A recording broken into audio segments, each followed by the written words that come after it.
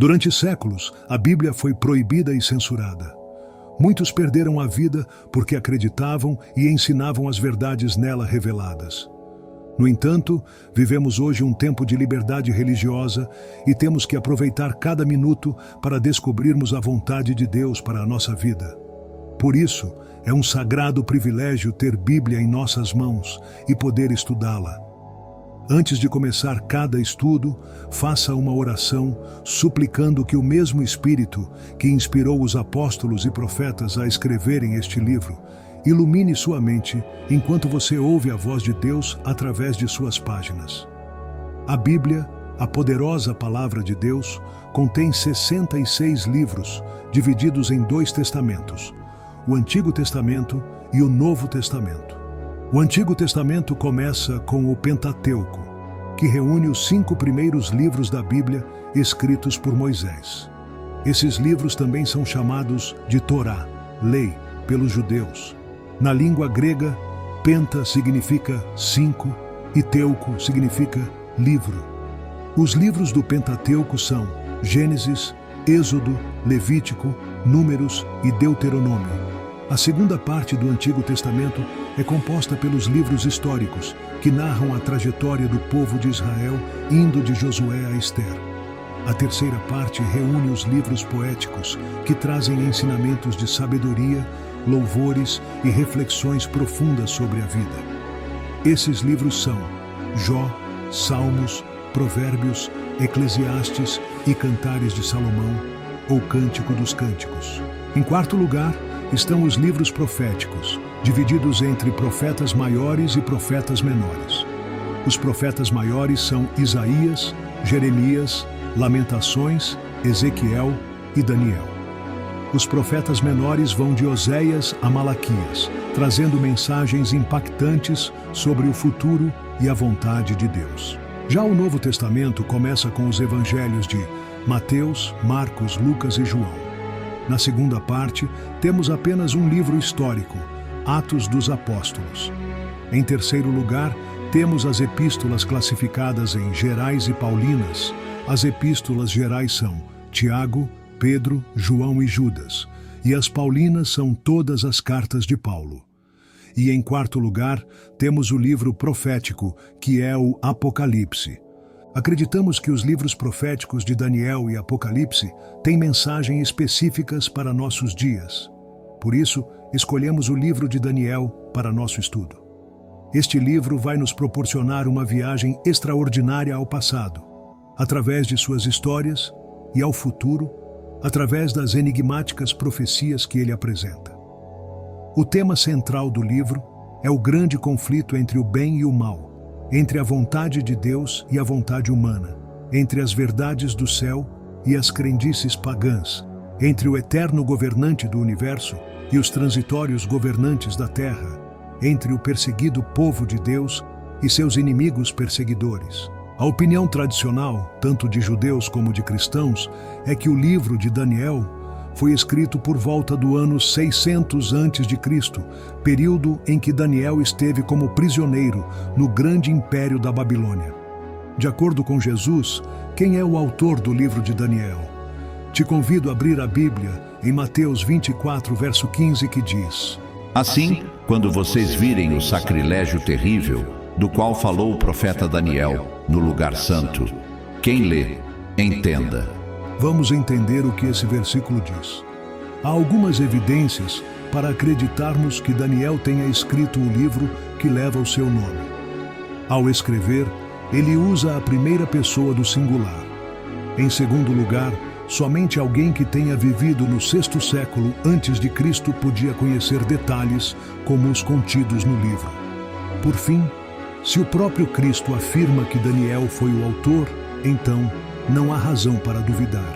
Para entender quem era Daniel, precisamos abrir nossas Bíblias em Daniel, verso 3 ao 6, e diz assim: Então o rei ordenou que Aspenaz, o chefe dos oficiais da sua corte, trouxesse alguns dos israelitas da família real e da nobreza, jovens sem defeito físico, de boa aparência, cultos, inteligentes, que dominassem os vários campos do conhecimento, e fossem capacitados para servir no palácio do rei. Ele devia ensinar-lhes a língua e a literatura dos babilônios. O rei designou-lhes uma porção diária de comida e de vinho da própria mesa do rei. Eles receberiam um treinamento durante 3 anos, e depois disso passariam a servir o rei.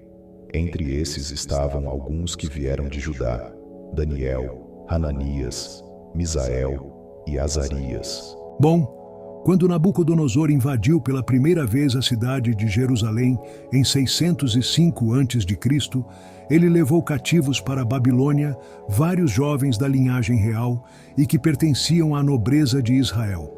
Entre esses estavam Daniel e seus 3 amigos, Hananias, Misael e Azarias. Que tempo profético recebe grande ênfase no livro de Daniel. Veremos em Daniel 2:28 e Daniel 10:14 e diz: Mas há um Deus no céu, o qual revela os mistérios. Ele, pois, fez saber ao rei Nabucodonosor o que há de acontecer nos últimos dias. O teu sonho e as visões da tua cabeça que tiveste na tua cama são estes. E Daniel 10:14 diz: Agora vim para fazer-te entender o que há de acontecer ao teu povo nos derradeiros dias, porque a visão é ainda para muitos dias. A mensagem de Deus foi clara. Uma parte do livro de Daniel referia-se aos dias ainda muito distantes, período também mencionado na Bíblia como últimos dias. 2 Timóteo 3, verso 1 e 2 Pedro 3, verso 3. Estas profecias requerem especial atenção, pois se destinam especificamente ao tempo em que vivemos. Já que as profecias dadas a Daniel eram para o tempo do fim, que ordem ele recebeu do anjo? Veremos em Daniel 12, verso 4 e 9. E tu, Daniel, encerra estas palavras e sela este livro até o fim do tempo. Muitos correrão de uma parte para outra, e o conhecimento se multiplicará. Verso 9. E ele disse: Vai, Daniel, porque estas palavras estão fechadas e seladas até ao tempo do fim. O livro de Daniel teria uma parte selada que seria compreendida apenas no tempo do fim, que está em Daniel 12, verso 2. E muitos dos que dormem no pó da terra ressuscitarão, uns para a vida eterna e outros para a vergonha e desprezo eterno. Daniel recebeu instruções de fechar e selar estas profecias até que, no tempo determinado, mediante um estudo diligente do livro, os mistérios de Deus seriam revelados. E tu, Daniel, encerra estas palavras e sela este livro até o fim do tempo. Muitos correrão de uma parte para outra e o conhecimento se multiplicará. Daniel 12, verso 4. Quando se iniciaria o tempo do fim, e os mistérios do livro poderiam então ser compreendidos? Vamos ver em Daniel 12, versos 6 e 7. E ele disse ao homem vestido de linho que estava sobre as águas do rio: Quando será o fim destas maravilhas? E ouvi o homem vestido de linho que estava sobre as águas do rio, o qual levantou ao céu a sua mão direita e a sua mão esquerda, e jurou por aquele que vive eternamente que isso seria para um tempo, tempos e metade do tempo. E quando tiverem acabado de espalhar o poder do povo santo, todas estas coisas serão cumpridas. As profecias de Daniel, que estavam seladas, só seriam compreendidas quando chegasse o tempo do fim. E isso ocorreria depois de um tempo, 2 tempos e metade de um tempo, conforme está escrito em Daniel, capítulo 12, versículo 7. A expressão tempos equivale a anos, como podemos ver em Daniel, capítulo 11, versículo 13. Porque o rei do norte tornará e porá em campo uma multidão maior do que a primeira, e ao fim dos tempos, isto é, de anos, virá à pressa com grande exército e com muitas riquezas. Com base nisso temos: um tempo equivale a um ano, que corresponde a 12 meses. 2 tempos equivalem a 2 anos, ou seja, 24 meses. Metade de um tempo corresponde a meio ano, que equivale a 6 meses. Portanto, a expressão um tempo 2 tempos e metade de um tempo representa um período de 3 anos e meio, ou seja, 42 meses. Em Profecias, quanto tempo representa um dia literal? Em Números 14, versículo 34 diz: Segundo o número dos dias em que espiastes esta terra, 40 dias, cada dia representando um ano, levarei sobre vós as vossas iniquidades 40 anos, e conhecereis o meu afastamento. E em Ezequiel 4:7 está escrito: Dirigirás, pois, o teu rosto para o cerco de Jerusalém, com o teu braço descoberto, e profetizarás contra ela. Ao lidarmos com períodos proféticos, um dia equivale a um ano literal. Dessa forma, o período de 42 meses mencionado anteriormente pode ser compreendido de 3 maneiras: 42 meses, 1260 dias ou 1260 anos. Isso ocorre porque, ao multiplicar os 42 meses por 30 dias, obtém-se um total de 1260 dias, que, segundo o princípio profético de um dia equivaler a um ano, corresponde a 1260 anos. Este mesmo período de tempo, 1 tempo, 2 tempos e metade de um tempo, aparece também em Daniel 7, versículo 25, quando fala do momento em que os santos, filhos leais a Deus, seriam entregues nas mãos do chifre pequeno, um poder antagônico a Deus. Eu olhava, e eis que este chifre fazia guerra contra os santos, e prevaleceu contra eles.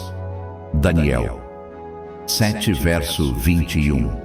Este período de perseguição do chifre pequeno aos santos do Altíssimo está escrito em Daniel 7:25. E proferirá palavras contra o Altíssimo, e destruirá os santos do Altíssimo, e cuidará em mudar os tempos e a lei. E eles serão entregues na sua mão por um tempo e tempos, e a metade de um tempo.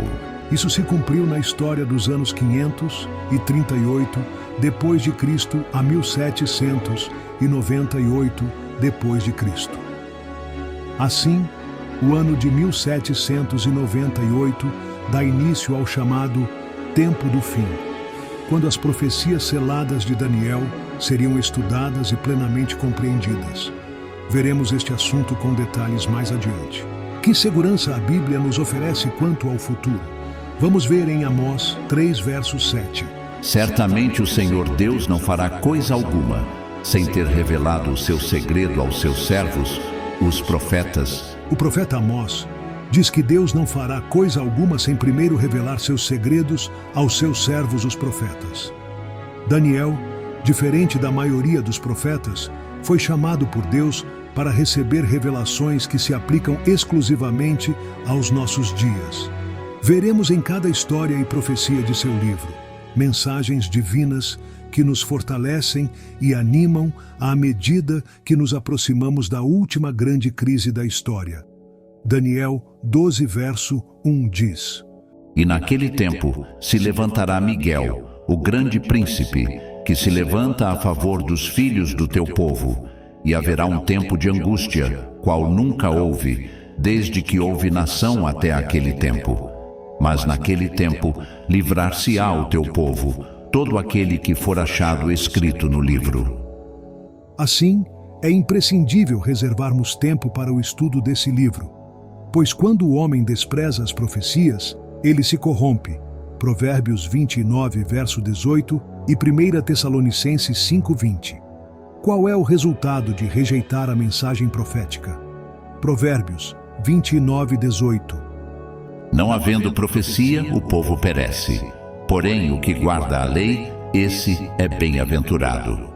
Quando as pessoas desprezam a mensagem profética, elas perdem o padrão moral de Deus para suas vidas. O resultado é a degradação, pois sem Deus o homem se corrompe. A palavra profética é a forma que Deus usa para demonstrar que podemos confiar totalmente nele no que diz respeito à nossa vida no presente, e também no que ele tem revelado quanto ao futuro. Que advertência deu Jesus ao falar sobre uma profecia de Daniel? Vamos ver o que está escrito em Mateus 20, verso 15. Quando, pois, virdes que a abominação da desolação, de que falou o profeta Daniel, está no lugar santo, quem lê, entenda. Ler e entender. Esses são os desafios para todos nós. Agora que descobrimos que já estamos vivendo no tempo do fim, quando as profecias de Daniel já podem ser desvendadas, vamos aprofundar nosso estudo. Na próxima lição, descobriremos como Deus cuida de seus filhos, independentemente das circunstâncias adversas.